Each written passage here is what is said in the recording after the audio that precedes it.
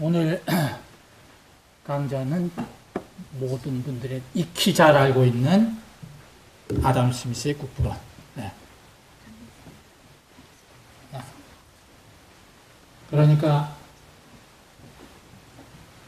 국부론은 우리가 고전이라고 그러죠. 네. 고전의 정의가 뭡니까? 네. 뭐 고전은 뭐 호모의 일리아드, 오디세이, 플라톤의 국가, 아리스토텔레스의 정치학, 뭐 마키아벨리의 군주론, 토마스 홉스의 리바이아선, 뭐 그런 책들, 아니면 단테의 신곡, 셰익스피어의 작품들, 뭐 그런 것들 가지고 고전이라고 그러죠. 그런데 고전 중에 재미있는 문학작품들 빼고는 그렇지 재미가 별로 없는 것들이 많아요. 그래서 고전을 정의하기를 상당히 시니컬하게 정의한 것들이 있죠. 여러분들도 들어보신 적이 있을 것 같은데, 고전의 정의 한번 누구 말씀해 주실 분 있어요? 네. 없지만, 누구나 다 알지만 아무도 읽지 않는. 예. 뭐, 그런 식으로. 그러니까 제일 유명한 거가 마크 트웨인의 이미 읽었기를 원하지만 읽기는 싫은 책. 네. 그리고 지금 말씀하신 것과 같은 많이 인용되지만 진짜 읽은 사람은 별로 없는 책. 뭐 그런 거예요. 그럼 아담 스미스의 국부론도 아마 그 시니컬한 정의에 딱 들어맞는 책이 아닌가.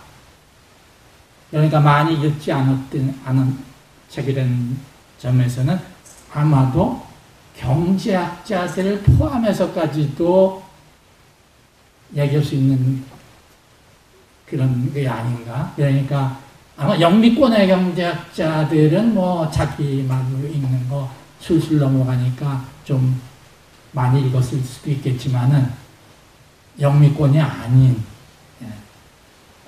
영어가 이렇게 자유스럽지 않은 나라의 에코노미스트들은 그 방대한 책을 다 읽어보기는 그렇게 쉽지는 않죠. 그래서 그런 책이기 때문에 아마도 우리가 이 국부론에 대해서 강의를 따로 뭐 해야 되지 않을까 하는 그런 생각도 해보게 됩니다. 그런데 왜 하필 지금 오늘 이 시점에 아담 스미스의 국부론을 얘기하고자 하는가? 200년도 훨씬 넘은 이 시점에. 그런데 우리만 지금 관심을 가진 게 아니고, 사실 여기 소개된 바에 의하면 이 관심이 꽤 근련에 와서 높아졌다는 사실을 우리가 확인할 수가 있는 거죠. 그러면 아담 스미스가 경제학의 아버지이기 때문에 아마 그렇게 경제학의 아버지인 건 틀림없지만 그렇게 얘기한다면 아담 스미스의 국부론을 조금 평가절하하는, 충분히 그 가치를 인정하지 않는 평가가 될 수 있기 때문에 아담 스미스는 사실 우리 오늘 얘기하겠지만 단순한 경제학의 아버지 이상의 중요성을 갖는다는 거죠. 여기 두 저기 없어요? 아니요.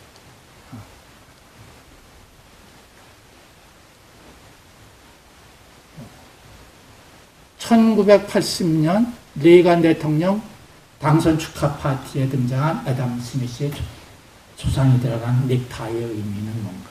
왜 하필 미국 대통령 당선 축하 파티에 모인 사람들이 아담 스미스 초상이 들어간 넥타이를 매고서는 당선을 축하하려고 했는가? 미국의 공화당 대통령 당선 축하하려고 그러면은, 그리고 레이건 대통령의 선거 공약 제일 중요한 거는 강력한 미국 뭐 이런 거였기 때문에 그러면 최소한도 초대 대통령 조지 워싱턴 장군이나 아니면은 독립선언문을 기초한 토마스 제퍼슨, 그도 아니면은 공화당 출신 대통령 중에 제일 존경받는 링컨 대통령, 아니면은 테오도르 루즈벨트. 얼마든지 미국의 대통령들 유명한 사람도 많은데 왜 하필이면은 아담 스미스 200년 전, 이때쯤이면 한 200년 전으로 보면 되겠고, 200년 전, 저 멀리 스코틀랜드 출신의 사상가. 스코틀랜드는 사실 우리 한국 사람도 요 근래 독립 찬반 투표 한다고 그래가지고 한국 언론에도 많이 소개돼서 스코틀랜드가 어떤 나라인지 좀 알게 됐지만은 사실 스코틀랜드에 잘 알려진 나라도 아니죠. 거기 출신의 200년 전 사람 아담 스미스를 왜 1980년 이 대통령 당선 축하 파티에서 그 사람을 끌어들였느냐. 뭔가 레건 대통령의 공약을 실천한 것과 관련해서 매우 중요한 의미를 갖는 존재이겠죠. 그 다음 얘가 지금 영국의 파운드화, 그것도 20파운드짜리. 이게 달러도 20달러짜리가 사실 제일 많이 통용되는 지폐죠. 우리 한국 사람들한테는 100달러에 찍혀있는 벤자민 프랭클린의 초상이 제일 익숙하겠지만 사실 그 100달러짜리는 많이 돌아다니는 지폐는 아니죠. 20달러짜리 제일 많이 쓰이는 건데 영국에서도 아마 20파운드짜리 지폐가 많이 통용되는 텐데 거기에 아담 스미스가 얼굴 들어 내밀었다. 2007년에. 그 전까지 20파운드짜리에는 음악가 초상이 들어있었죠. 자, 그럼 오늘 우리 아담 스미스의 부끄러운 강의를 통해서 왜 이런 일이 벌어지게 됐는가? 왜 아담 스미스가 중요하고 또 오늘날까지도 그 중요성을 다시 되새겨야 하는 존재인가 하는 것에 우리가 아마 강의가 끝날 때쯤은 내가 강의를 제대로 했다는 여러분들이 실보시고 강의를 제대로 못했으면 계속해서 왜 그렇지 하고 하는 의문이 남아 있겠죠. 자, 일단 아담 스미스가 굉장히 뭔가 중요한 영향력을 지금도 행사하고 있다는 거죠. 그 영향력이 200년이 지나서도 전혀 지금 줄어들지 않고 지금 새삼스럽게 다시 아담 스미스를 전부 다 들춰내시 그의 중요성이 재평가되고 지금 이 시점에 더욱 중요해지고 있는 것이 아닌가 하는 그런 생각을 하게 되죠. 자, 그럼 아담 스미스의 중요성은 보통 우리가 얘기하면은 인류 역사상, 우리 한국에서는 단군 이래, 뭐 이런 표현들 많이 쓰죠. 그럼 그 기간이 길수록 더 중요한 거죠. 그죠? 그러니까 지난 2000년 동안의 가장 중요한 사건, 지난 1000년 동안 제일 중요한 발명, 뭐 이런 식으로 얘기하죠. 그러니까 20세기에 가장 중요한 사상, 이 정도가 아니고 그보다 더 거슬러 올라가서 지금 역사 발전 과정에서 우리가 근대라고 하는 이게 굉장히 중요한 점점 오늘에 가까워지는 시대일수록 사실은 우리한테 많은 영향을 미치고 중요하죠.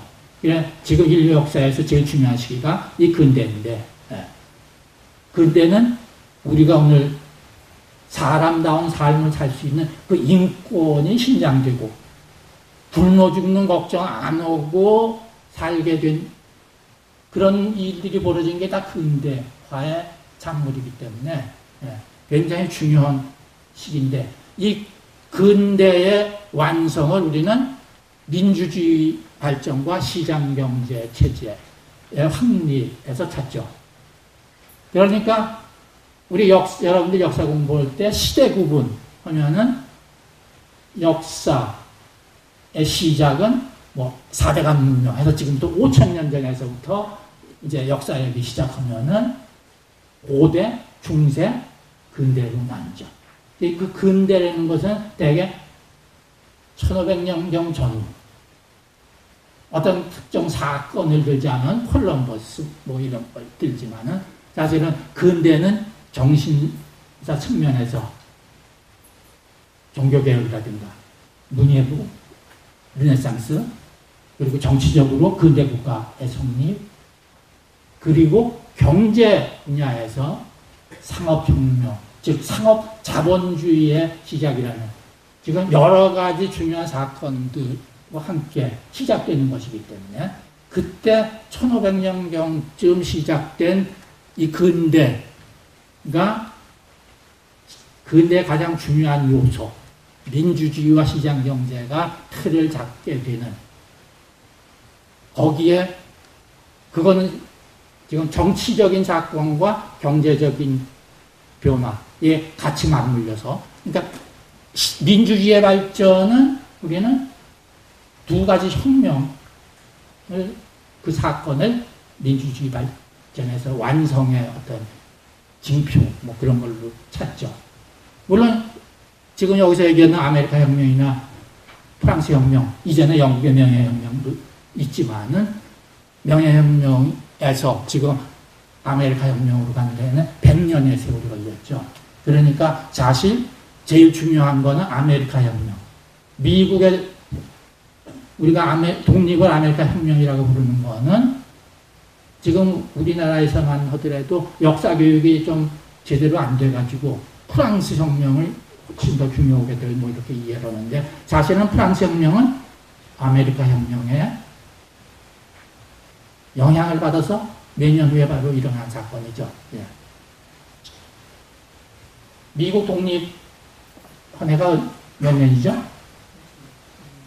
예, 1776년. 1776년과 프랑스 혁명 1789년, 예, 13년의 차이가 있는데 그 13년 동안 미국에서 일어난 일이 프랑스로 영향을 미쳤고 그리고 미국의 헌법이 이때는 이미 만들어지고 사실 미국 헌법 만들어지기 전에 주 헌법들의 지금 프랑스의 인권선, 프랑스 혁명 인권선언 같은 데 들어가 있는 주요 내용들이 미국의 주 헌법에서 먼저들 만들어지고 미국 헌법에 그게 담기고 물론 여러분들도 잘 알듯이 미국 독립선언에 그것이 강력하게 잘 나와 있죠. 그렇기 때문에 미국의 최대 수출품이 바로 미국 헌법이라고 그러죠. 예. 여러분들 잘 모르시겠지만 사실은 베트남의 독립선언문이 2차 대전 후에 호지민이 베트남 독립선언서를 썼는데 거기에 시작이 바로 미국 독립선언서의 그 유명한 구절. 예. All men are created equal. 그걸로 시작을 했죠. 그 구절을 인용을 했죠. 예. 그러니까 미국 혁명이 사실은 민주주의 발전과 관련해서 제일 중요한 사건이죠. 예. 그런데 또 다른 지금 시장경제체제 확립과 관련해서 흔히들 다 알고 있는 것은 산업혁명이에요. 근데 산업혁명이라는 경제 분야에서의 큰 변화, 혁명이라고 불러도 혁명의 어떤 사건이 아니죠, 여기서는. 반세기에 걸쳐서 일어난 경제 변화. 예. 그럼 그 반세기는 역사학자들에 따라서 사실은 좀 고무줄처럼 왔다 갔다 해요. 예. 하여튼, 그 산업혁명이라는 것이 일어나던 시절에, 바로 오늘 우리가 얘기하고자 하는 아담 스미스의 북부론이 출연된 거고, 그 산업혁명이라는 역사적인 그 사건에, 그걸 배경으로 아담 스미스의 경제에 대한, 시장 경제에 대한 생각이 무르익고 깊어져서 이제 북부론이라는 책으로 결실을 보게 되는 거다. 그래서 시장경제체제 확립 과정에서 하나는 산업혁명이라는 것은 현실 경제에서 일어난 일, 경제 변화. 그런데 그 일어난 일과 그렇게 해서 앞으로 어떻게 어떤 경제 체제가 만들어져야 되는가, 지금 만들어지고 있는가 등을 잘 설명한 것이 스미스의 풀론이기 때문에 그의 국부론의 출현을 스미스의 혁명이라고까지 부르는 학자들이 있거든요. 그래서 시장경제체제 확립 과정에서 산업혁명과 스미스의 출현이 바로 미국 혁명과 프랑스 혁명이 민주주의 발전 과정에서 갖는 그 의미와 비교될 수 있는 거다.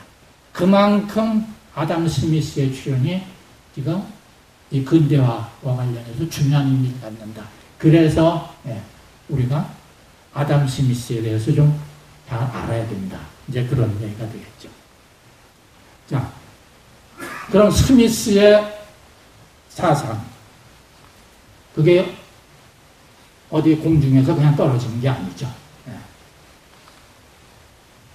역사적인 배경 속에서 특히 이거는 인류의 삶의 방식과 관련된 시장경제 체제라는 것을 설명하는 그런 사상이기 때문에 그냥 머릿속에서 상상에 의해서 만들어지는 것이 아니고 역사적 현실 배경을 갖고 출현하는 거다.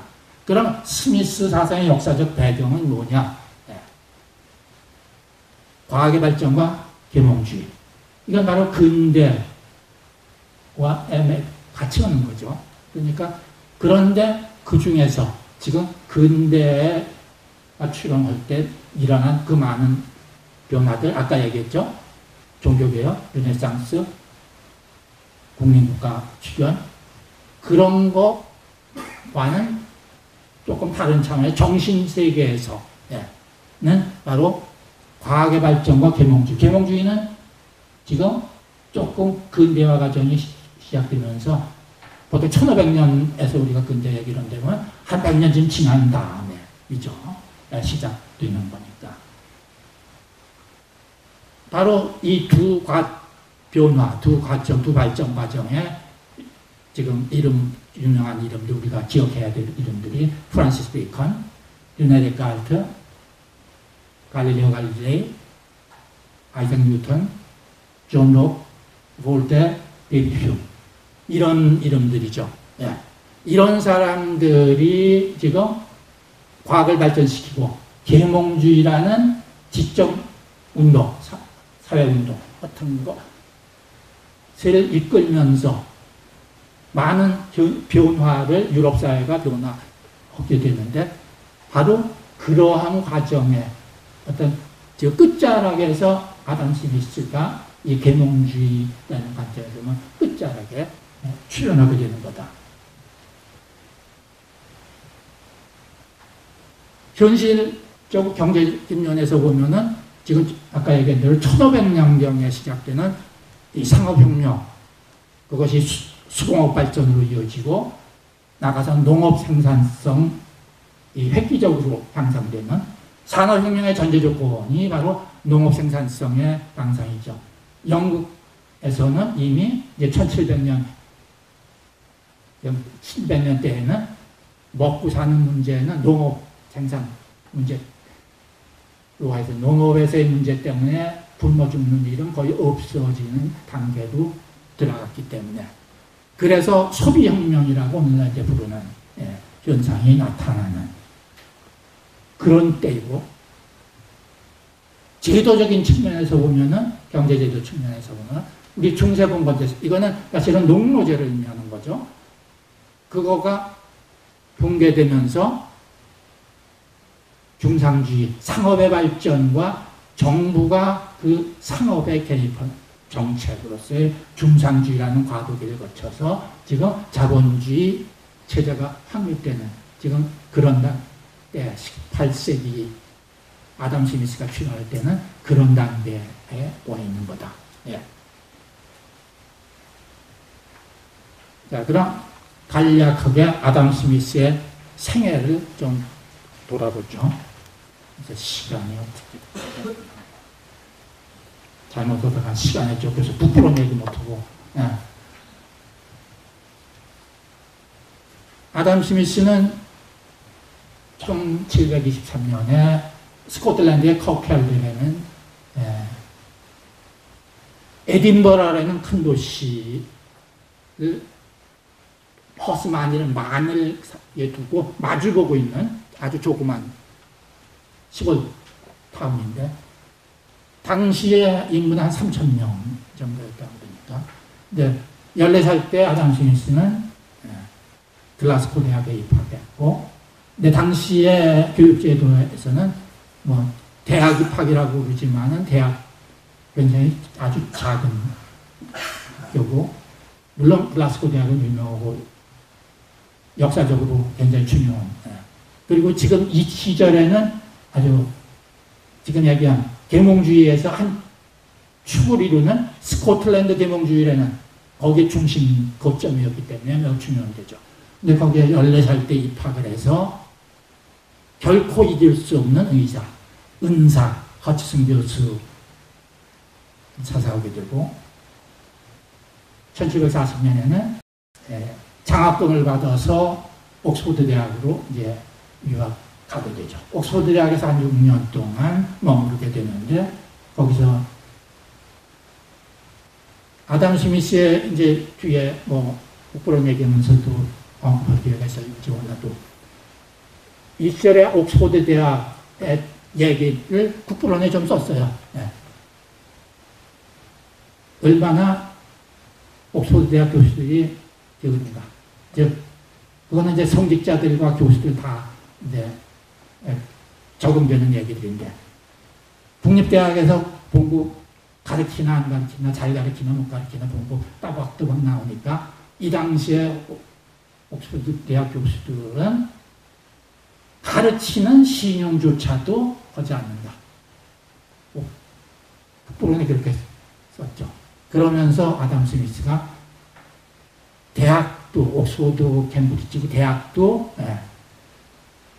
요즘으로 치면 학원처럼 스타 강사는 많이 벌고 학생 수대로 봉급들도 받고 뭐 해야지 이렇게 해가지고는 안 되겠다. 물론 요즘 얘기로 한 건 아니고 실합 시절 플라톤의 아카데미아 같은 식으로 거기 학원처럼 그렇게 했거든요.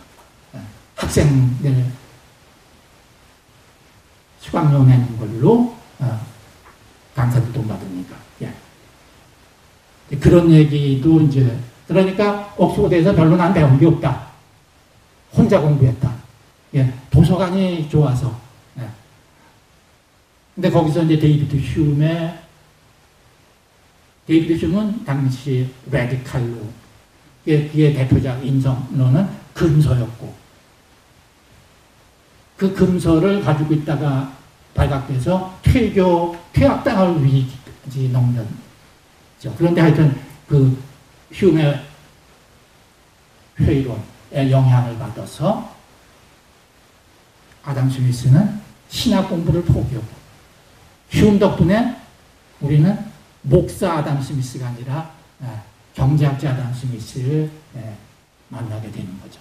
아마 목사 아담 스미스가 됐으면 별로 크게 일을 기여 못했을 것 같아요. 네. 그래서 사실은 신학 공부를 포기하고 무작정 귀향을 하게 되죠. 네. 귀향해가지고 아름아름으로 자기네 동네 건너편 맞은편 도시에 있는 에딘버러 대학에서 영문학 강사, 이거는 정식 정규 강사, 학과 강사가 아니고 뭐 공개 강좌의 강사 같은. 예. 근데 그 아담 스미스 강의는 내가 잘했던 모양이에요. 예. 강의도 인기가 있었고 인정을 받아서 몇 년 후에는 자기의 모교 글라스고 대학의 논리학 교수로 채용이 되죠. 그리고 바로 그 다음에 자기 은사가 학교를 그만두게 되는데 학교의 마찰로 다행히 인사 그만두는 덕에 도덕철학 교수 자리를 이제 차지하게 되죠. 그럼 도덕철학 강의는 아담 스미스의 강의는 크게 네 분야로 나누는데 신학, 윤리학, 법학, 경제학. 신학은 사실은 무슨 자연과 다 포함하는 그런 개념으로. 네. 아담 스미스가 남긴 출판된 저서로는 2권밖에 없어요. 그렇지만은 그게 강의록이 지금 아담 스미스 전집에 보면은 뭐 법학 강의록이 9%만큼 두꺼운 책이 나와 있고 그 위에도 뭐 이렇게 수사학 무슨 인문 분야에 영문학 강사가 있다고 그랬죠. 그런 그리고 논문 뭐 발표한 것들 중에도 뭐 천문학의 역사 뭐 하여튼 자연과학에 관한 논문들도 여러 개 있고 그러니까 모든 학문 분야 과거에 학자들이 대개 그랬지만은 모든 분야를 아우르는 강의를 했고 그 중에 지금 사실은 그래서 아담 스미스가 무슨 3부작 같은 거 구상하지 않았나 그렇게 생각을 하죠. 제일 첫 번에 나온 이 도덕감정론이라는 Theory of Moral Sentiment 지금 59년도에 출판됐는데 이 책의 성공 때문에 사실은 많은 이제 또 변화가 생기는 거죠. 이 책으로 엄청난 이제 명성을 얻게 되고 그 명성 때문에 여기 그 다음 5년 후에는 대학 교수를 그만두게 돼요. 네. 그러니까 그 책으로 인해서 도덕감정론의 명성으로 내가지고 버클러 공작의 개인 교사로 초빙되는데 이제 여기서 이 버클러 공작은 아주 가정교사가 필요한 학생인데 아버지가 죽어서 이제 공작이 물려받았죠. 장소. 예, 어머니가 재혼을 해서 재혼한 남편이 타운센드 병으로 미국 독립전쟁이 일어나게 되는 그 단초를 제공하는 영국의 세금부가 식민지대학 그걸 하는 재무장관이죠. 그 사람이 이제 아담 스미스에 대해서 높이 평가해서 자기가 이제 계부로서 버클러 공작 아들의 가정교사를 묻세다가 아담 스미스를 이제 찍어서 몇 년 전부터 이미 좀 얘기가 오고 가다가 64년이 돼가지고 이제는 우리 얘기하던 거 우리 공작께서 이제 해외 이제 여행을 좀 다녀야 되겠는데 이건 그 시절의 귀족들의 교육 방법이죠. 예. 유럽의 여러 나라를 1년, 2년 두고 이제 돌아다니는데 그때 선생이 따라다니면서 가르치고 같이 이제 뭐 활동하고 하는 거예요. 그러니까 영국의 유명한 사상가들이 대개 그 역할을 했던 사람들이 많죠. 토마스 홉스도 그렇고 아니면 하여튼 대부분 그런 유명한 귀족들의 후견인으로 존 로크도 그렇고 다 그런 케이스인데 이 아담 스미스도 버클러 공작이 64년 이제 해외 여행을 떠나려고 그러니까 이제 어떻게 하겠냐. 근데 조건이 너무나 좋아요. 대학 교수 지금 받는 연봉에 한 2배 정도를 주고 플러스 여행 경비 따로 해주고 근데 그것만이 아니라 더 좋은 거는 그 봉급을 죽을 때까지 연금으로 주겠다는 거죠. 예. 그럼 더 이상 이럴 필요가 없어지는 거죠, 이제. 예. 그러니까 교수직 사임 안 하겠습니까? 교수직 사임하고 당장 이제 프랑스로 떠나죠. 근데 아담 스미스는 우리가 알고 있는 아담 스미스답게 학기 중에 학교 그만두고 가려고 그러니까 등록금 반환하겠다. 그런데 제자들이 한사코 말려서 우리는 안 받겠다고 그래가지고 돌려주진 않은 모양인데 그 여행은 계획은 얼마인지 잘 모르겠습니다만 좀 그냥 사고 즉 공작의 동생이 파리에서 병사하는 바람에 2년으로 끝났는데 그동안에 프랑스에서 많은 계몽주의 철학자니 그 당시에 유명한 사람들 우리가 알 수 있는 볼텍, 루소, 그리고 깨네르는 이제 중용주의 경제학자 등 수많은 사람들 만날 기회를 갖고 그 사람들하고 교류하고 토론하고 하면서 영향도 받고 그죠. 그런데 그 당시 첫해 툴루스라는 프랑스 남부 도시에 머무르는 동안 데이비드 휴먼한테 편지를 썼는데 지금 심심해서 책을 하나 쓰기 시작했다 했는데 그 책이 바로 64년도에 말경에 이제 쓰기 시작한 책. 그게 이제 10년 지나서 국부론으로 출간돼요. 근데 이제 국부론도 물론 대히트였고, 그 이후 2년 만에 자유무역을 주장하는 경제학자에게 이상하게도 관세를 받는 관세청장, 스코틀랜드 관세청장이라는 자리를 맡아달라고 해서 또 저것도 경제적으로 지금 받는 연봉에 또 배에 되는 월급을 주는 자리라서 이제 그때부터는 돈 걱정을 정말 안 하고 살 수 있게 됐는데 1790년에 세상을 떴고 묘비명은 여기 국부론의 저자 잠들다 간단한 한 문장의 묘비명이라고 합니다. 자, 그럼 이제 좀 스미스 사상의 철학적이죠. 조금 이제 내용, 스미스 사상이 뭔가에 대해서 좀 얘기하기 시작을 하죠. 배경은 아까도 얘기했지만 계몽주의와 그 다음에 우리가 자연법 사상이라고 부르는 자연법 사상은 이거는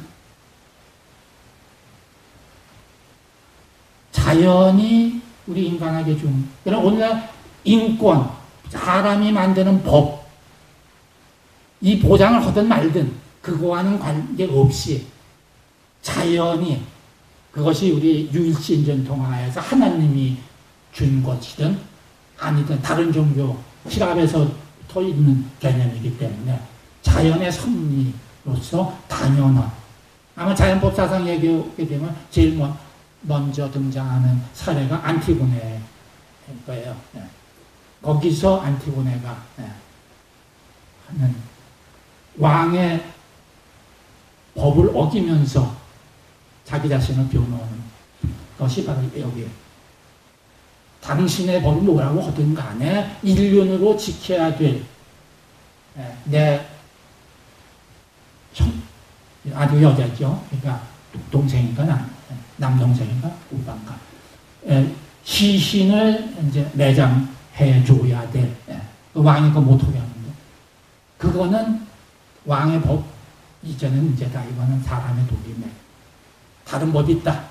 그게 자연법 사상의 이제 어떤 시랍에서부터 보이는 그런 거죠. 그러니까 하나님의 섭리는 모든 거 아니야. 사람이 만든 법을 넘어선 법이 있다. 그럼 우리가 얘기하는 지금 인권 같은 것들이 다 이걸로 정당화될 수 있는 거죠.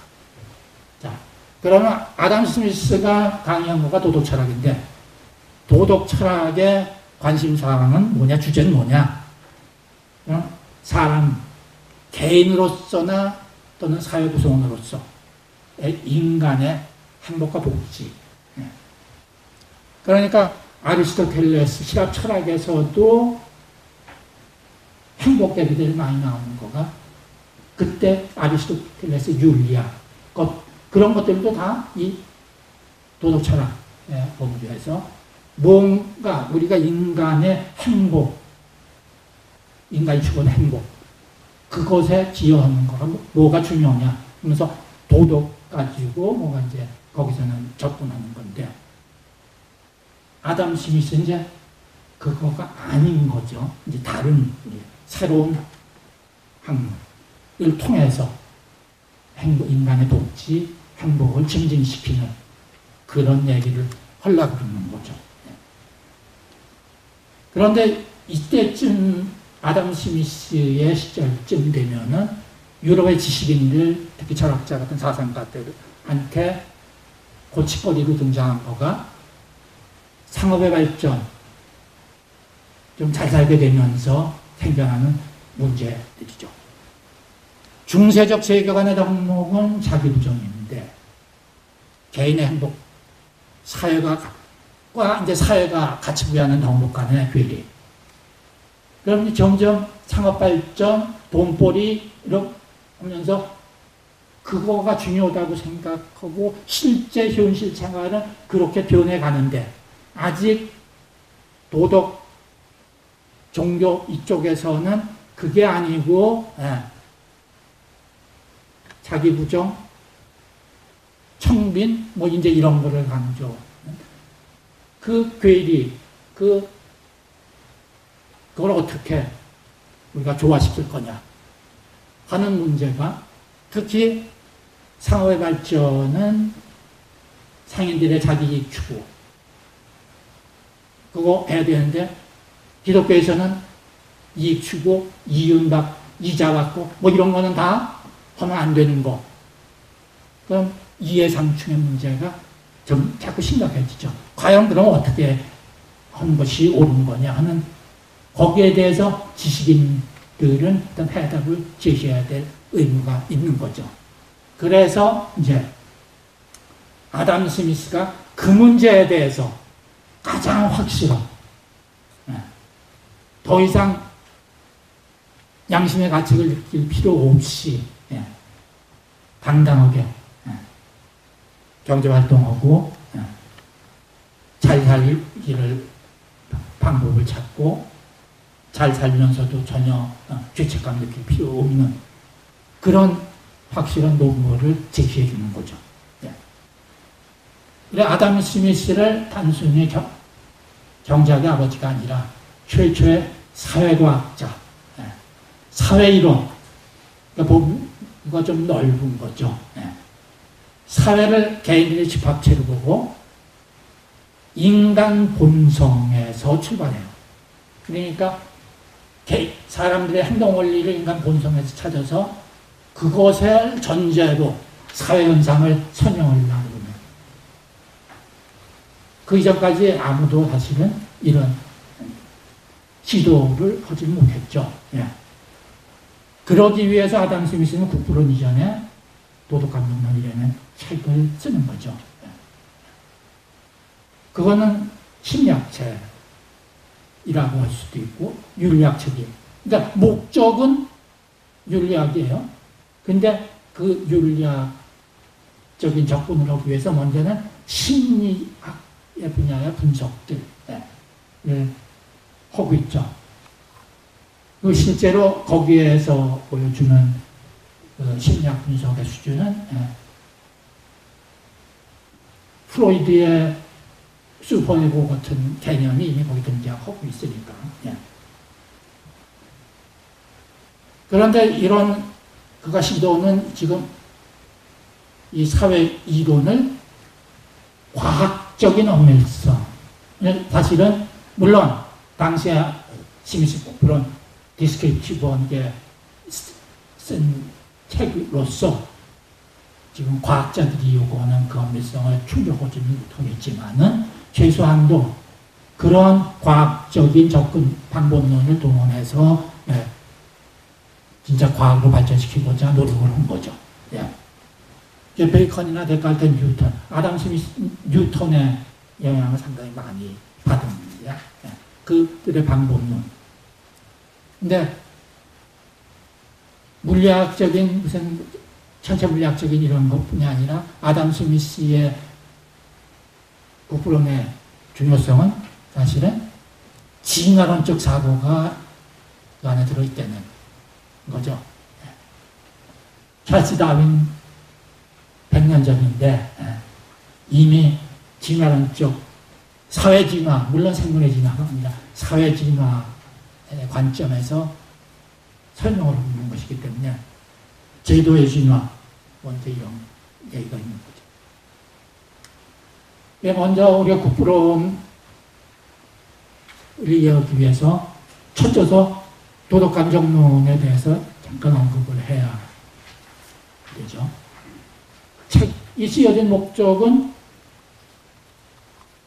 덕성의 기원, 우리가 덕목, 버추라고 하는 것들.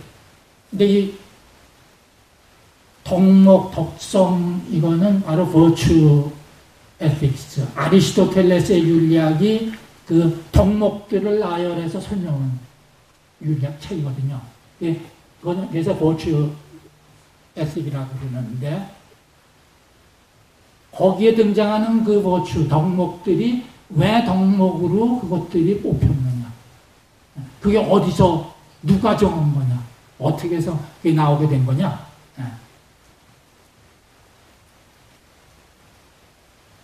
기독교에서는 뭐 하나님이 십계명, 계명으로 주는 것들이 있는데, 그런 거 말고, 지금 윤리학의 아리스토텔레스는 중요한 거 4개 꼽고 뒤에 그 위에 뭐 다른 것들도 꼽아요.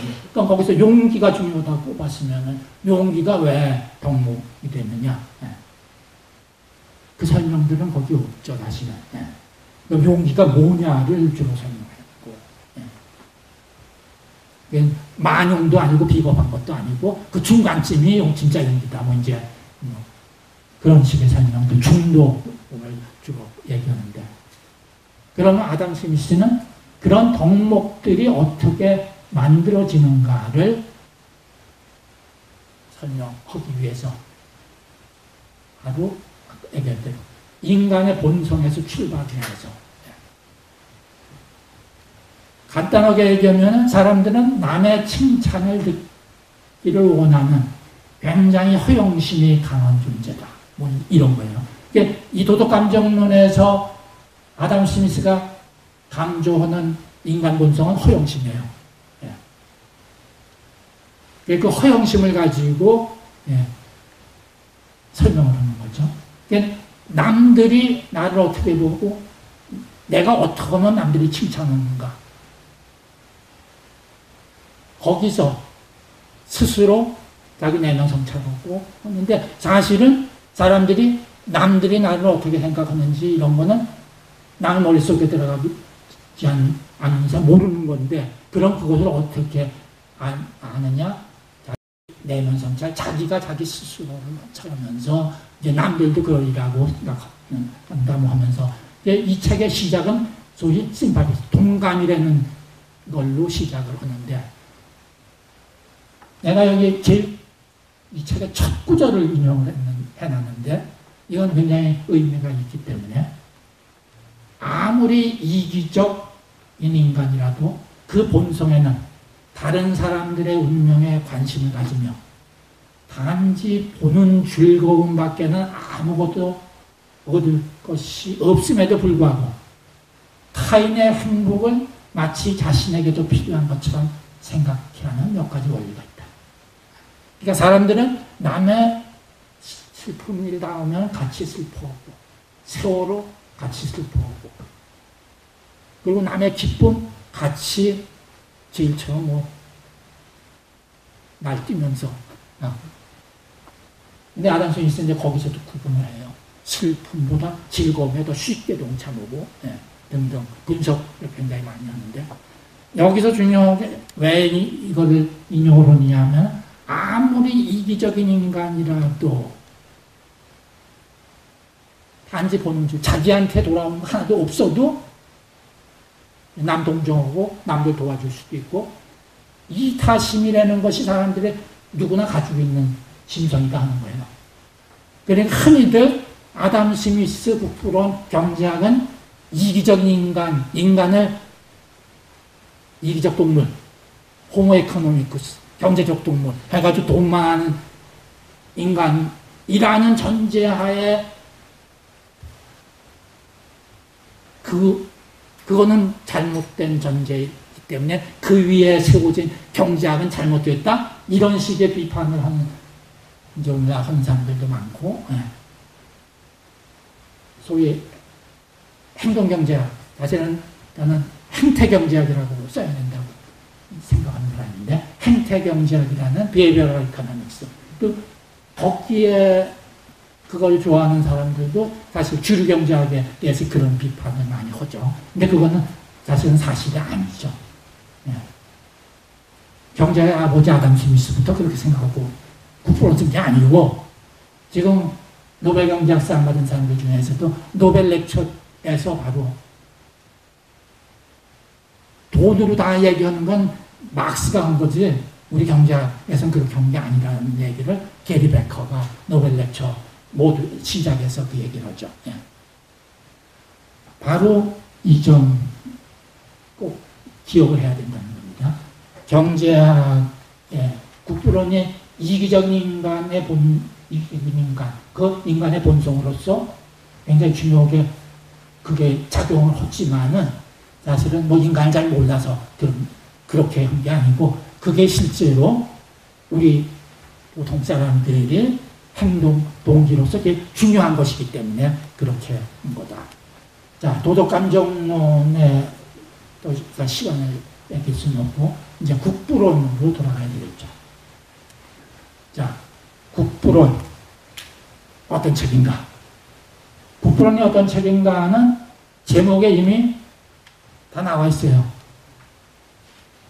An inquiry into the nature and causes of the wealth of nations. 여기 앞에 inquiry, 탐구다. 국부의 본질과 그 기원에 대한 탐구 하면, 이 탐구라는 거는 이미 이 계몽주의적인 냄새가 나는 거예요. 과학적인 방법으로 뭔가 균형하면은 우리가 알아낼 수 있다. 계몽주의에 사실은 설명할 시간 없어서 핵심 얘기하지 않았지만, 계몽주의 핵심은 이성과 개인주의거든요. 근데 그 이성을 가지고 우리가 자연현상, 뭐 자연의 법칙, 이거를 잘 발견하고 해서 인류에게 유익한 방향으로 쓸 수가 있다. 뭐 이런 낙관적인 생각들을 가진 사람, 거기 때문에 계몽주의. 여기도 이 인ኳ리에는 이미 이제 그런 것이 포함되어 있는 거고, 국부의 본질, 이거는 국부가 뭔지도 사람들이 몰라서 뭐 본질을 따져야 되냐? 따져야 될. 그 이전까지 뭐가 뭔지도 제대로 모르고 국가경제도 얘기하고 뭔가 정책도 세우고 했기 때문에 국부의 정의를 새로 아담 스미스가 내리게 되죠. 그리고 왜 어떤 나라는 잘 살고 어떤 나라는 못 사는지 그 이유, 그 원인, 코즈를 갖다가 밝혀냈다. 그러니까 국부가 시국에 어떻게 만들어지는지를 설명한다는 것은 오늘날 경제학의 분야에 따른 데는 경제 성장론이죠. 기본은 그러니까 경제 성장론. 그래. 1인당 GNP 결정의 사회적 원인 분석. 실제로 국부론의 제일 첫 서두에서 이 국부의 개념이 마치 오늘날 우리가 GNP, GDP 얘기하는 1인당 GNP 그런 개념으로 이제 바꾸고 있거든요. 이게 진짜 중요한 거다. 한 나라 국민들의 생활 수준을 결정하는 거는 이거다. 1년간 생산해내는 편의품과 이제 서비스, 이런 것들. 그리고 그 완벽한 자유의 사회에서는 보이지 않는 손이 작용하여 의도하지 않은 조화로운 결과를 얻게 된다. 뭐 사실 이게 결론이에요. 그럼 이런 얘기를 하기 위해서 아담 스미스 국부론의 구성을 책 5권으로. 근데 아담 스미스 국부론이 아까 처음 고전 얘기하면서 아무도 읽지 않는 책에 이제 들어간다고 그런 이유가 본문만 900페이지예요. 네. 그러니까 부록 뭐 색인 뭐 하고 하면은 그러니까 여기 1, 2, 3, 4, 5권 하면 1권, 4권, 5권은 각각 250페이지 이상 되거든요. 그게 진짜 한 권이에요. 한 권. 요즘 뭐 250페이지짜리 책이면은 한 권 처음 넘어죠. 예. 1권, 4권, 5권. 2권 한 100페이지, 3권 한 50페이지 해가지고 600페이지 책인데 1권에서는 시장경제 체제의 작동 원리를 대개 1권에서 설명하는데 제일 먼저 이 책은 분업에서의 설명으로 시작하는 책인데 그러니까 성장에 대한 얘기를 된 얘기고 가격 결정 메커니즘 얘기하고 그 다음에 분배 얘기를 조금 하죠. 예.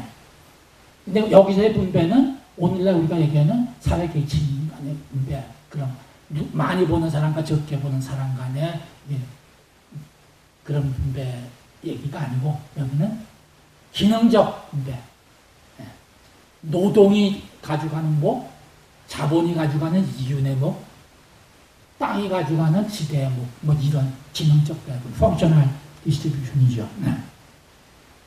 그 다음에 2권에서 자본의 축적과 이윤에 관한 얘기를 하고 3권에서 유럽의 경제, 끝에 사자가 빠졌네요. 유럽의 경제사. 그 다음에 4권에서 주요 경제정책 설명. 중상주의 비판이 여기에 핵심인데, 물론 중상주의뿐이 아니라 이제 중용주의도 얘기를 하죠. 그 다음에 5권에서 정부의 역할, 그리고 거기서는 무엇을 하나, 그리고 그 재정, 어떻게 재원을 조달하고 하는 그런 문제. 그걸 다루고 있죠. 자, 그럼 이제 그 내용들에 대해서 조금 살펴보기로 하죠.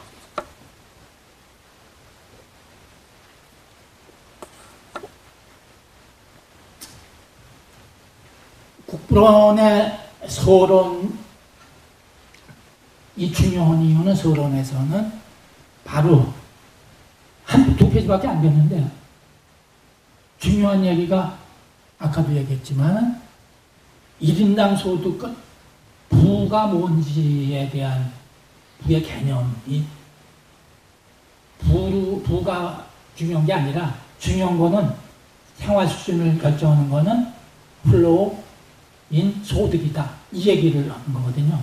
예.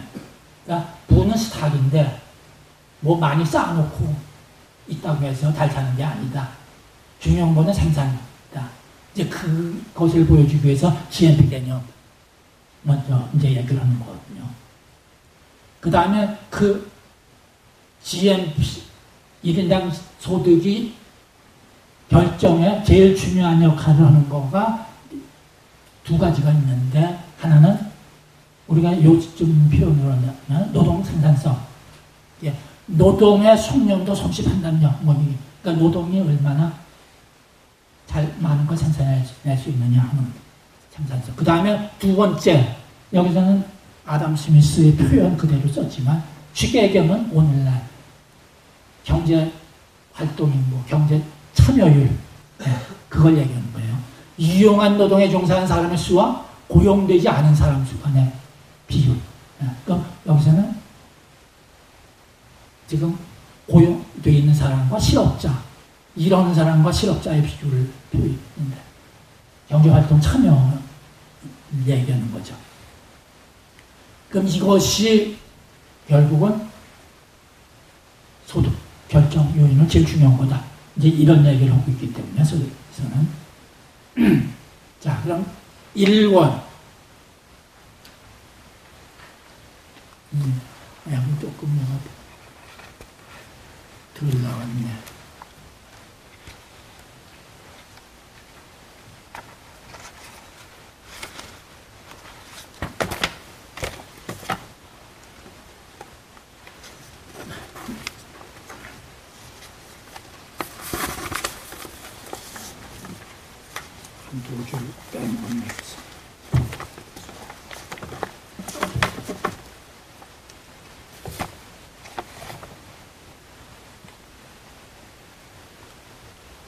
자, 국부론 얘기를 하면 항상 제일 먼저 분업에서 시작하기 때문에 그 분업이 노동 생산성이 지금 중요하다고 그랬는데 노동 생산성이 높이는 가장 중요한 방법이 분업이라는 거죠. 그러니까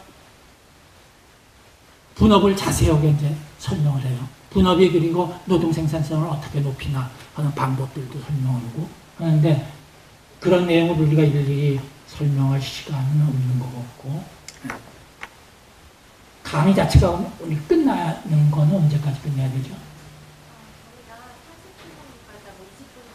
토론. 네. 그러니까 지금 10분인데 40분까지. 네. 그럼 노동 생산성 증가의 원천은 분업인데 그럼 그 분업은 어떻게 생겨났느냐? 분업이 생겨난 인간 본성에 교환하고자 하는 그런 성향이 있다는 거죠.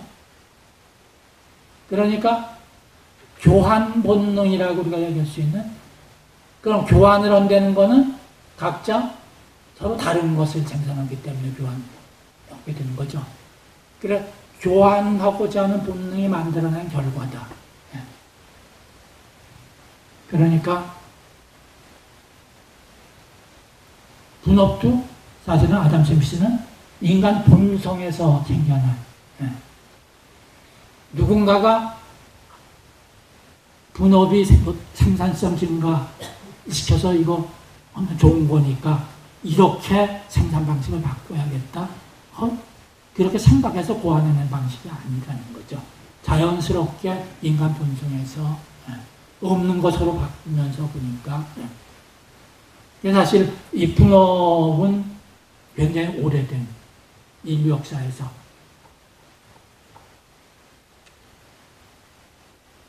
이 네안데르탈인이 왜 호모사피엔스한테 생존 경쟁에서 져서 멸종됐느냐를 설명하는 경제적인 설명 중에 바로 이 인류학자 중에 분업으로 설명한 사람이 있고 경제학자는 교환으로 설명한 경제학자가 있고 근데 둘은 지금 아담 스미스의 논리를 보면은 그게 그거 비슷한 거죠. 예. 물론 다른 설명들 많죠. 그런데 경제학자들은 그런 설명을 하게 되면 또 시뮬레이션을 가지고 몇 년 정도면은 한쪽이 완전히 독해진다. 뭐 이런 거 계산까지 해내니까.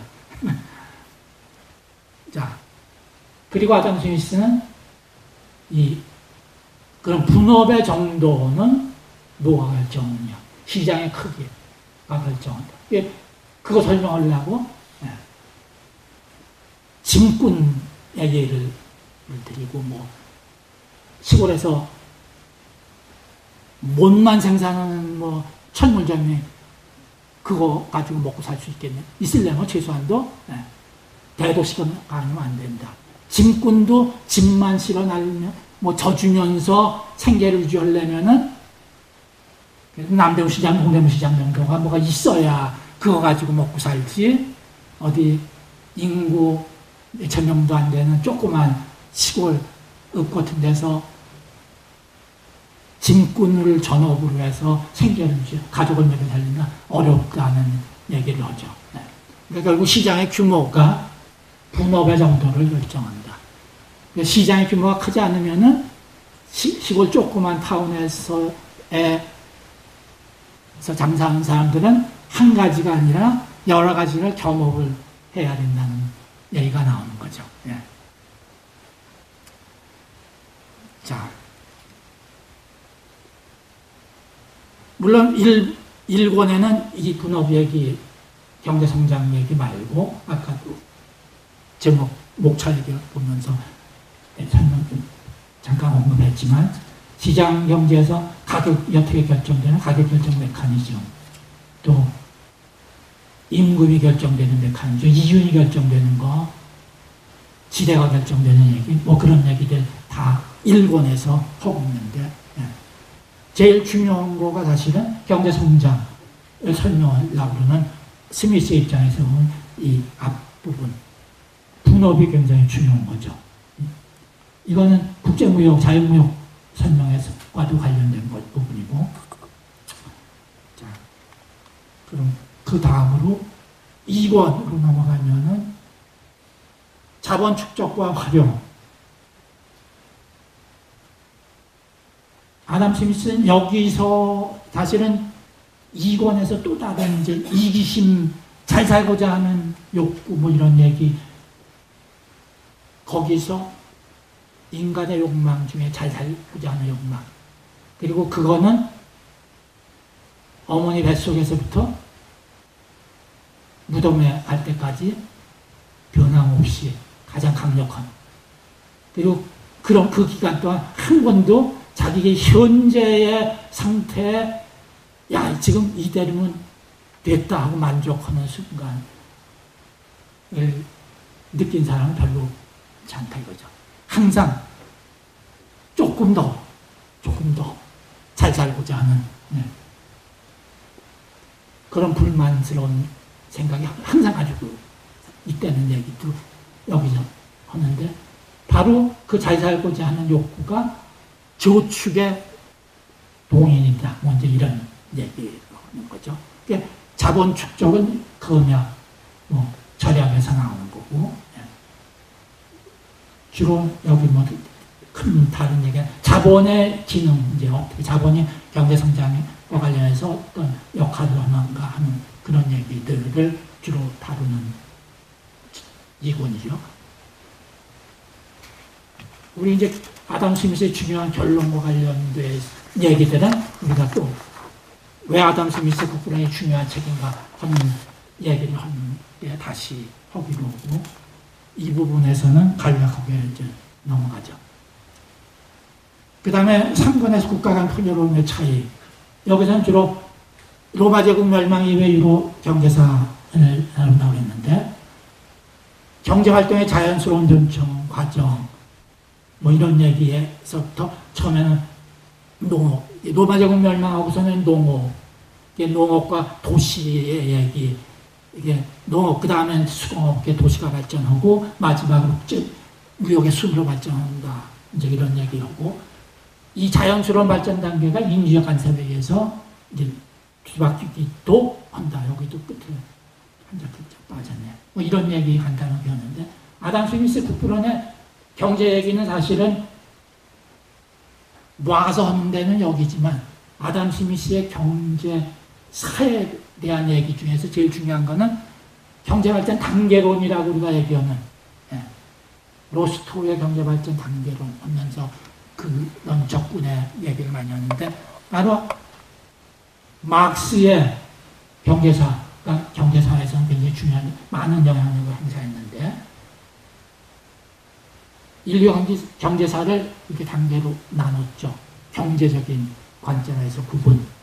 고대 노예제도 이제 원시공산사회에서부터 고대 노예제, 중세 봉건제로, 그 다음에 이제 자본주의 사회로 해서 자본주의 사회가 멸망하고 사회주의로 갈 거라는 이 단계적인 변천, 이 얘기를 했는데, 역사 경제사를 그런 단계론적 접근으로 설명하는 거가 처음 아담 스미스죠, 사실은.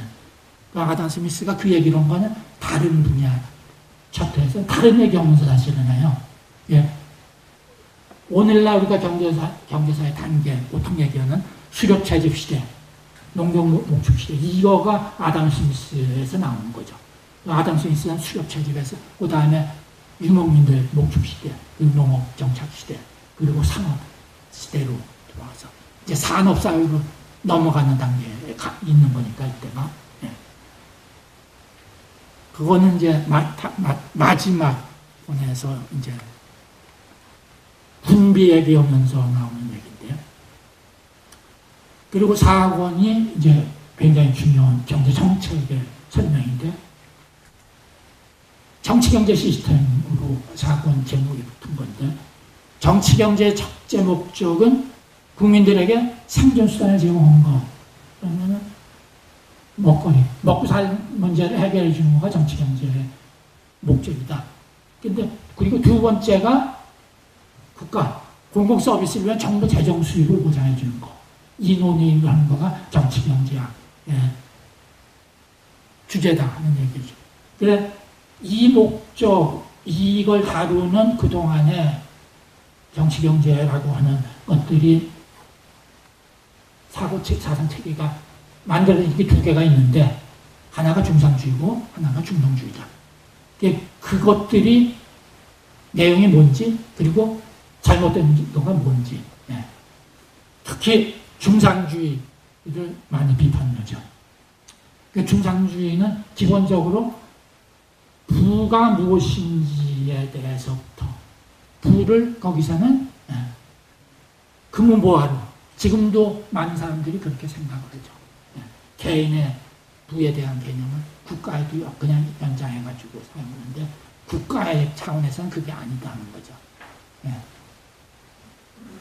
그래서 부가 금은보화라고 생각을 하게 되면은 국부를 축적하는 거는 금은보화를 축적하는 거니까 금은보화를 축적하는 방법은 금이 들어오면은 나가지 못하게 하고 금이 많이 국내로 들어오게 하는 방법은 물건을 팔아서 금화를 받아서 그거를 쌓아놓는 거죠. 그러면은 국제 수지가 흑자가 나야 돼 항상.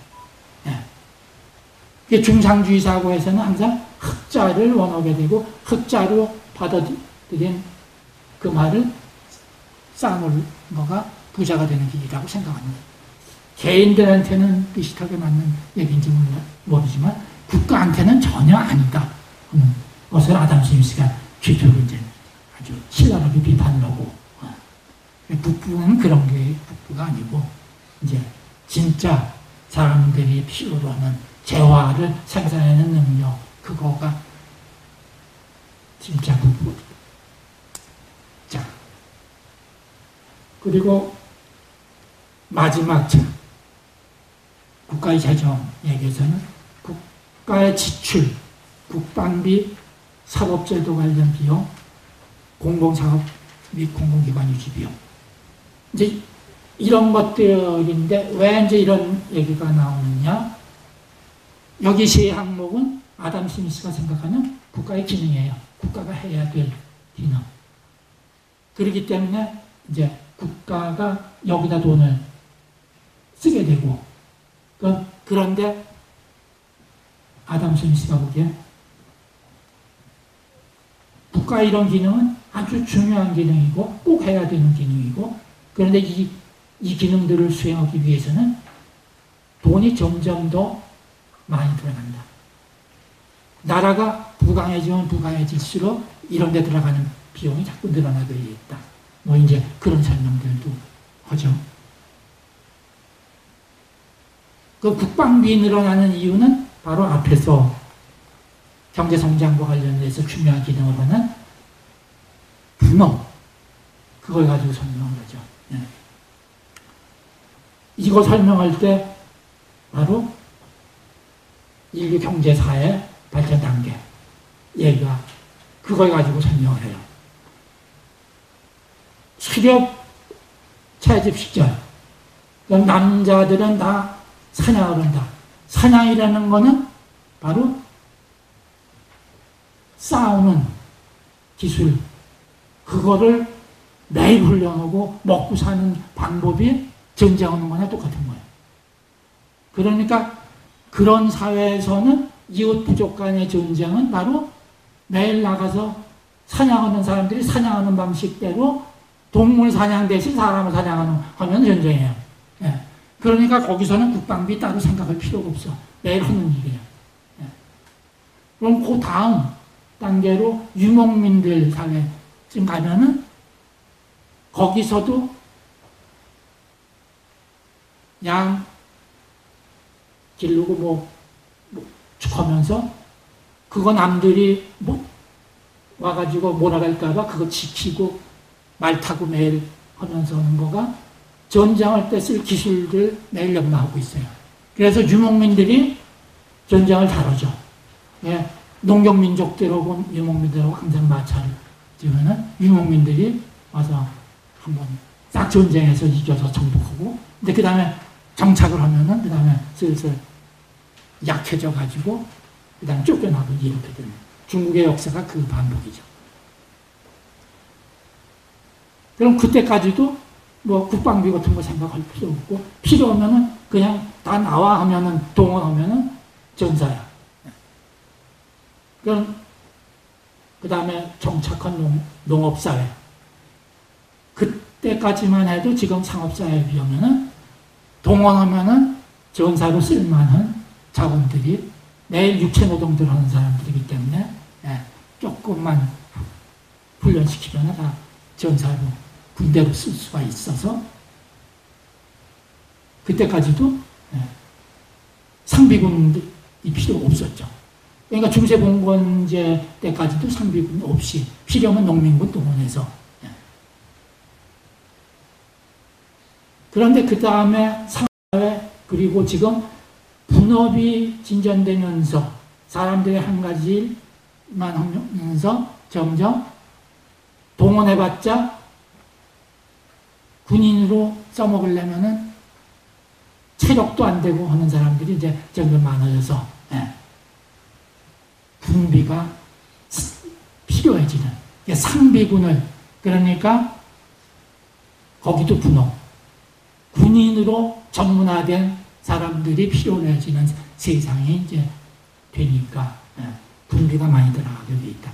국방비, 바로 국가가 부강해지는 거는 다 상업사회가 되면서 부강해지는데 국방비에 돈이 많이 들어가게 돼 있다. 뭐 이제 이런 얘기 하고, 물론 무기도 발전하죠. 무기에도 돈이 들어가고 하죠. 사법 관련 비용도 마찬가지예요. 부자가 되면은 그 제도가 더 잘 정착돼야 된다. 사실 사법 치안이라는 거가 뭔 거냐? 재산권 보호하기 위해서 필요한 거다. 오늘날 우리 사법재판에서 하는 일의 대부분이 뭐냐? 마찬가지예요. 재산권 보호와 관련된 거예요. 국민들의 재산을 지켜주고 재산과 관련된 분쟁을 해결해주고, 실제로 생명을 지켜주는 거는 극히 일부밖에 안 돼요. 그거는 이제 국방에서 주로 생명과 관련된 거고, 치안으로 경제적인 이유 이외에 무슨 다른 치정이다, 무슨 원한이다 해가지고 살인사건이라는 거 별로 많지 않거든요. 무슨 폭력, 그 이외의 폭력들도 뭐 그렇게 많지 않아. 실제로 대부분의 사법기관들이 시간을 쓰는 거는 재산권 관련이다. 그래서 부자가 되면은 여기도 돈이 더 많이 들어간다. 뭐 이런 설명들을 하게 되죠. 자, 이제 그런 비용을 충당하기 위해서 세금을 받아야 되고, 세금, 교세, 수입. 여기서 바로 세금 부과에서 우리 누진세 개념, 소득세. 그 개념을 처음 주장한 거가 사실 아담 스미스예요. 사법행정 치안 서비스가 다 자산권 보호해 주느라고 필요로 하는 거라면은 그 혜택을 제일 많이 보는, 그거 많이 가진 사람들이 그 비용을 부담해야 된다. 아담 스미스는 사실은 이 세금 관련해서 그냥 일률적으로 뭐 세금 부과하는 그런 것보다는 수익자 부담 원칙 뭐 이런 거를 상당히 염두에 두고 그런 주장들을 많이 했죠. 그러니까 여기 세 번째 부분이 공공사업비, 공공기관 유지비용 이런 것도, 공공사업비는 대부분 인프라스트럭처이기 때문에 이거 상업사회에 상인들 돈벌이에 지원에 필요한 것들이니까 도로, 항만 뭐 이런 거 다, 그것도 만드는 데 들어가는 비용은 수익자들이 사실은 내야 되는 거기 때문에 세금 그 사람들이 내서 그런 사업해야 된다, 이런 거죠. 공공기관 유지비용 중에 제일 중요한 거는 이제 교육기관인데, 보편적인 의무교육을 제일 먼저 주장한 게 또 국부론이죠. 예. 여기도 분업과 관련돼요. 분업이라는 것이 생산성을 향상시키는지 모르지만은 여러분들도 찰리 차플린의 모던 타임스라는 영화 어떤 영화인지는 알고 어떤 좀 내용도 조금은 본 적이 있을 거예요. 맥커트는 반복적인 그 작업하다가 기계가 멈췄는데도 계속해서 이제 똑같은 반복 그 동작을 계속하는 이제 그런 통작용으로 비꼬는 지금 현대사회에 바로 그 얘기를 아담 스미스 국부론에서 한 거예요.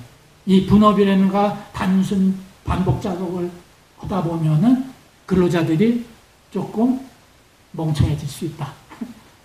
그래서 교육을 시켜야 된다. 의무교육으로 국가비용으로. 예. 읽고 쓰고 계산 능력 이런. 근데 그거는 본인 개인 에이드기도 뿐만 아니라 민주주의 사회 시민들의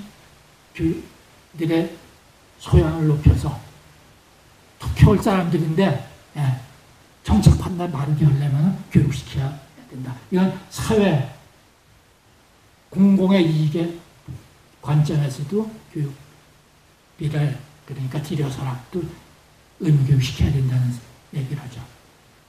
그러면서도 또 공부 공짜로 하면은 동기부여가 안 돼서 결혼해서 제대로 열심히 안 하니까 조금은 제 돈을 내게 해라. 지 호주머니에서 뭐가 좀 나가야 열심히 공부한다. 이제 그런 얘기까지 하죠. 자, 그러면 이제 마지막으로 우리가 국부론이 왜 위대한 책이고 오늘도 우리가 국부론에 대해서 얘기해야 되는가 하는 것을 5가지 얘기를 들었는데, 자,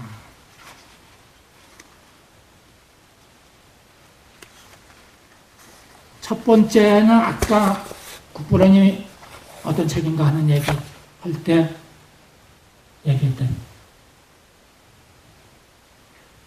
자기이익 추구, 이기심이라는 별로 특히 요새 우리 사회에서는 대단히 나쁜 거로만 이제 인식되는. 근데 아담 스미스도 그 좋은 거라고 보는 건 아니고 조금 뉴트럴하게 이제 좋은 것일 수도 있고 나쁜 것일 수도 있고 이런 걸 보지만은 모든 개인이 자유의지로 마음대로 하는데도 어떤 무정부 상태나 무질서가 아닌, 더 나아가서는 괜찮은, 잘 돌아가는 사회가 가능해지는 뭔가 어떤 원리가 있는 거냐.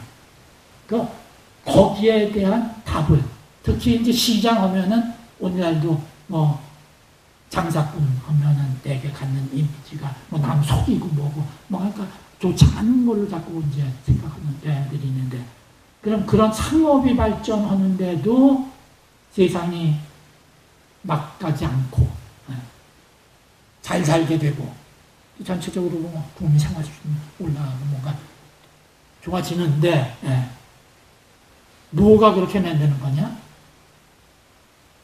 거기에 대해서 답을 제시했기 때문에 책이 위대한 책이라는 거죠.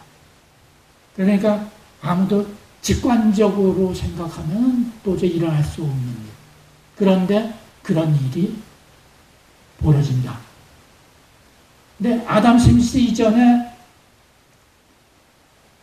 그러니까 이기심을 나쁜 게 아니고 아주 좋은 것처럼 얘기하면서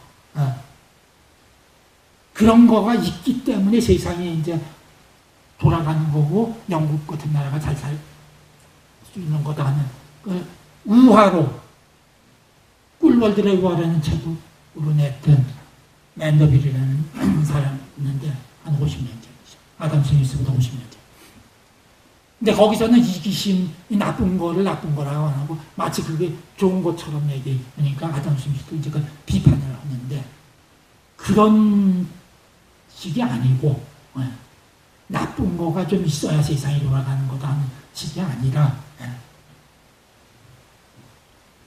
그 이기심이 있어도 잘 돌아갈 수 있는 이제 그것을 설명한 부분을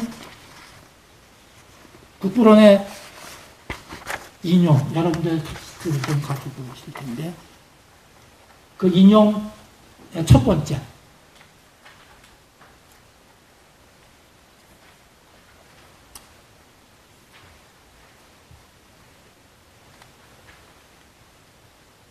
그럼 그 위대한 책으로 냈는데 지금 거기에 대한 답이 어떤 식으로 나오느냐 하면은, 자기 이익 추구는 보다 잘 살아보고자 하는 자연스러운 욕구에서 나오는 행동 양식이다. 그런데 경제활동의 동력으로 작용한다는 거죠. 근면, 열심, 기계발명 등의 동기이자 금융 저축, 즉 자본 축적의 동의. 그러니까 제일 먼저 일본에서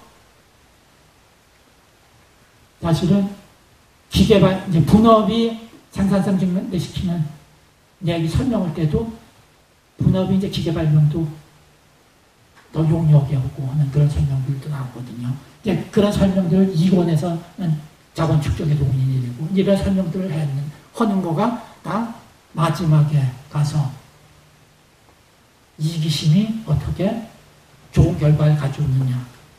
이기심에 그게 꼭 나쁜 것만 아니고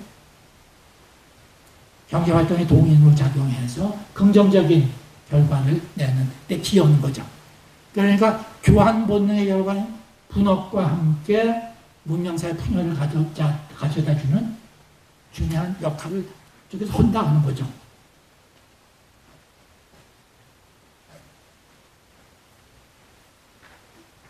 자, 그러니까 우리 인용문 제 첫 번째 인용문 보면은 이게 인용문 첫 번째 인용문은 세 부분으로 사실은 나눠 있다고 봐. 그래서 이제 우리 인용문 볼 때도 제일 앞부분이 자유로운 거.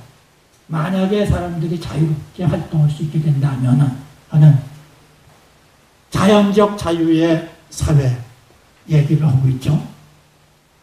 그러니까 그거는 근데 그런 사회가 되는 거는 그게 어렵지 않은 거다. 요새 우리나라에서 아주 강조되고 있는 규제철폐.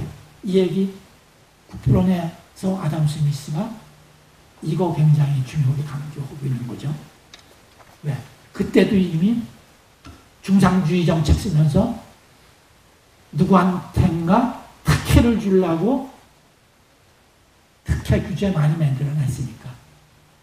특혜나 규제를 위한 모든 제도가 완전히 철폐되면 그거 다 없애버리면은 명료하고 단순한 자연적 자유의 제도가 저절로 생겨난다는 거죠.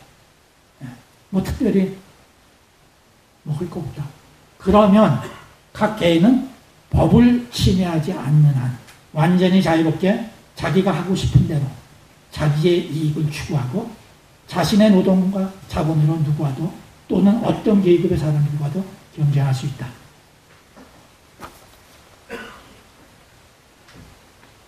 바로 이제 자유로운 사회가 되면은 그러면 거기서 각자 자기 이익을 추구하게 되면 근데 제약이 없어요. 어떤 계층의 사람들과도 그 이전까지는 지금 누군가가 특혜를 받고 뭐 보통 사람들은 귀족들 오면 함부로 경쟁하면 안 되고 뭐 이런 거 없다는 거죠. 네, 다 똑같은. 예. 그럼 여기서는 이미 자유 경쟁의 개념이 들어오는 거죠. 그런데 이 경쟁이 매우 중요한 역할을 해요. 지금 세 번째가 이 경쟁의 역할과 관련돼서 시장 경제는 바로 경쟁 체제다 하는 거. 근데 경쟁이 왜 중요하냐? 바로 자기 추구에가 어떤 제약 없이 모든 사람이 자기만 추구하려고 그럴 때 나타날 수 있는 부작용, 또 파괴적, 이거 위험한 성향, 요것을 막아주는 메커니즘이 경쟁이라는 거죠. 예. 자기 내 이익으로만 생각하면은 비싸게 받고 싶은데 바로 비싸게 받을 수 있는 독점 체제라면 실제 그렇게 허죠. 예. 그런데 모든 특혜, 독점을 보장해서 특혜를 이라는 그런 것을 없애놓고 자유롭게 경쟁할 수 있게 되면 그런 상태에서 자기이익을 추구하게 되면은 마음대로 가격을 올릴 수가 없는 거죠. 다른 경쟁자들, 고객들을 만족시켜 줄 때만 비싼 가격을 받을 수 있는 거죠. 바로 이 이기심을 억제해주는 하나의 메커니즘으로서 경쟁의 중요성. 근데 경쟁은 지금 자유가 주어져야, 선택의 자유가 있을 때 경쟁은 가능한 거고. 물론 시장 메커니즘 설명할 때 무슨 가격이 어떻게 결정되고 그런 거 다 경쟁으로 설명을 하는데 사실은 경쟁에서 핵심적 지금 우리 보이지 않는 손해 메커니즘과 관련해서 경쟁의 중요성은 이기심을 잘못된 부작용을 억제해주는 메커니즘이 경쟁 속에 있다는 요것이 굉장히 중요한 부분입니다. 예. 자, 그 다음에 국부론을 위대한 책으로 만든 내용으로서는 무역의 이득, 물론 여기 인용문에도 제일 마지막에 내가 번역할 시간이 없어가지고 제일 마지막 인용문 그냥 영어로 놔뒀지만은 여기서는 물론 스코틀랜드에서 또 포도도 재배할 수 있고 좋은 포도주도 생산할 수 있지만 비용이 보르도에 비해서 30배쯤은 들 거다. 그러면 당연히 거기서 생산할 생각 말고 사는 것이 오히려 좋은 거 아니냐 하는 논리. 물론 이제 앞으로 리카르도의 비교의 이론에는 미치지 못하는 거지만 여기서는 절대 우리 생산성, 절대 우리가 있을 때서 이제 생산하는 얘기가 되는 건데 하여튼 그런 논리도 제공했지만 여기서 또 이제 아담 스미스의 자유무역과 관련된 논의의 중요성은 그런 싼 거는 사와라는 그런 얘기가 아니라 그것보다 중요한 거가 무역의 이득은 보통 우리가 교환의 이득, 자유로운 교환은 서로에게 이득이 되니까 교환을 하게 되는 거니까 그 좋은 거다. 이 차원이 아니고 아까 분업 설명할 때 분업이 어느 정도까지 심화될 수 있느냐, 전문화될 수 있느냐는 시장 크기에 의해서 된다고 그랬죠. 그러니까 분업이 더 잘 되면 잘 될수록 노동 생산성이 높아지는 건데 그건 시장이 확대된 것은 현재로 하는 거다. 그런데 무역의 이득 중에 가장 큰 거가 시장이 커지는 거다는 거죠. 그래서 시장이 커져서 분업을 더 잘하게 돼가지고 생산성이 높아지는 거. 그러니까 대한민국처럼 작은 나라가 경제성장 잘하려면은 국제시대로 나가서 수출을 해서 세계를 상대로 해야 그래야 뭐 전문성 생기고 생산성이 높아져가지고 소득이 높아지는 거다 하는 얘기죠. 그러니까 작은 나라들이 잘 사는 방법은 무역. 무역의 이득을 시장 확대를 통해서 분업을 더 잘해서 생산성을 높이는 그 효과가 중요한 거다. 예. 그냥 다른 나라에서 더 싼 거 사올 수 있어서 그런 차원의 얘기가 아니었죠. 아담 스미스의 자유무역의 논리에는 더 깊은 뭐가 있다. 비교의 아직 몰랐어도 그것보다 더 중요한 사실 얘기를 하고 있는 거다. 근데 분업은 협동이고 무역은 국제분업이며 전 지구적 차원의 협력이 일어나는 매우 중요한 거죠. 그래서 자유무역과 분업의 혜택이 왕이나 귀족들보다 일반 국민들에게 더 많이 돌아간다는 증거. 우리 지금 인용문에도 분업은 협동, 지금 여기와 관련되죠. 얘기해요. 5번 분업은 협동. 협동의 결과 6번이 아담 스미스가 지금 영국에서 잘 사는 사람과 부자와 노동자와 생활 수준의 차가 꽤 있지만은 그 차는 사실 대단한가? 오히려 영국 문명국의 노동자들이 아프리카의 제왕보다 훨씬 더 잘 살고 있다. 그런 예를 들고 있는 거죠. 그러니까 얼마나 그런데 그 문명국에 잘 살게 노동자들까지도 잘 살게 된 그 원인은 바로 자유무역, 분업의 혜택.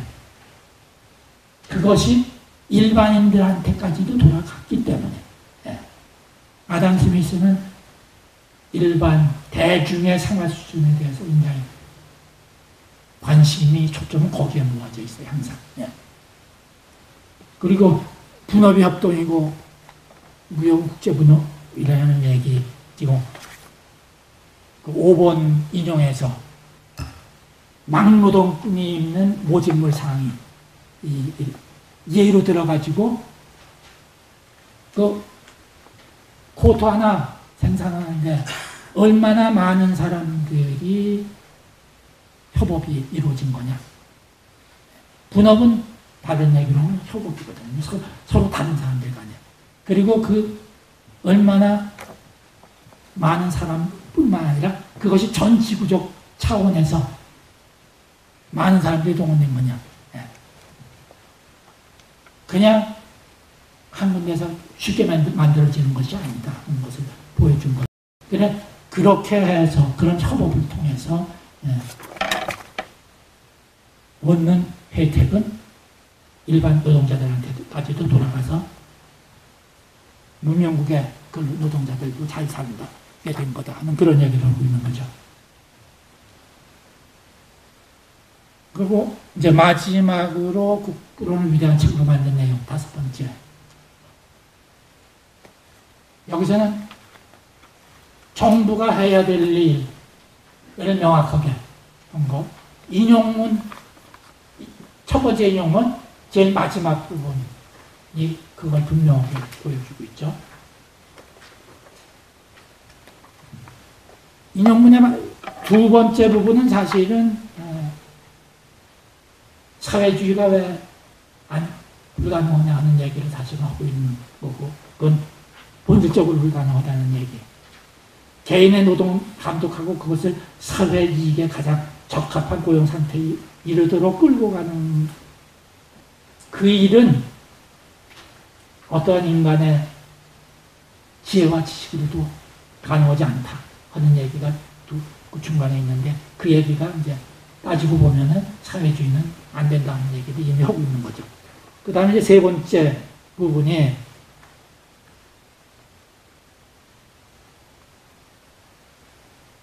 여기서 주권자가 염두에 두어야 할 세 가지 의문을 얘기했는데, 주권자, 이거는